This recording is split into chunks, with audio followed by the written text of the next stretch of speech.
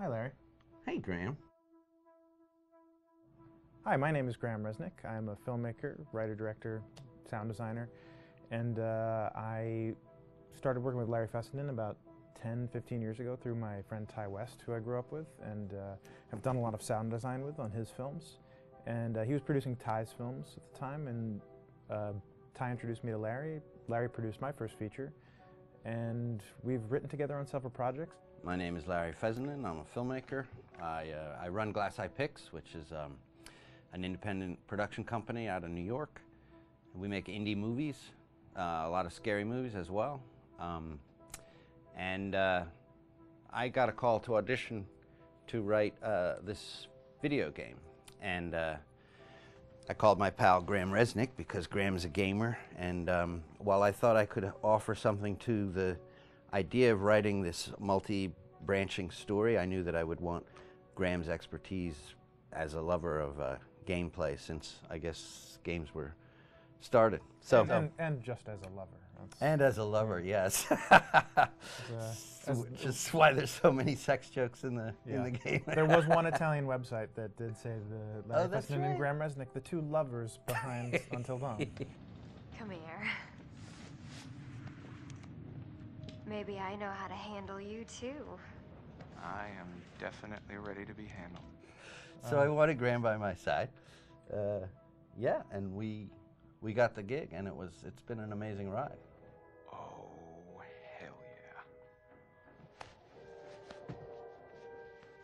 Oh my god, she's taking her shirt off. What? Oh my god. Matt, what are you doing here? Hannah. I'm sorry, Hannah. This all got Don't out of lie, hand, but So in the game, the basic setup is that a year prior to the game's start, all these kids had gone up to a ski lodge that was owned by the parents of one of the kids, or a couple of the kids, and some of the teenagers played a prank on some of the other teenagers, and the terrible tragedy occurred when a few of them, two sisters, ran out into a blizzard, and were never seen from again.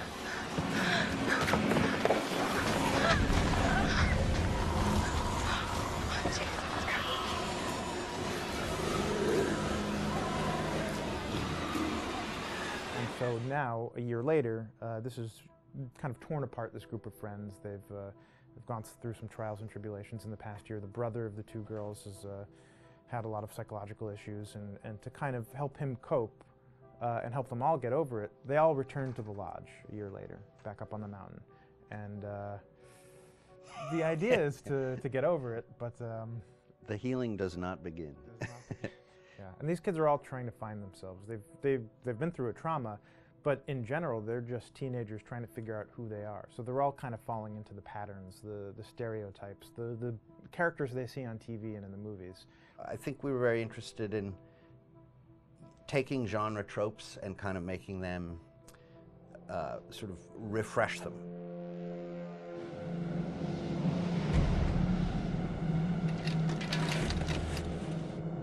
Hey, did you see that?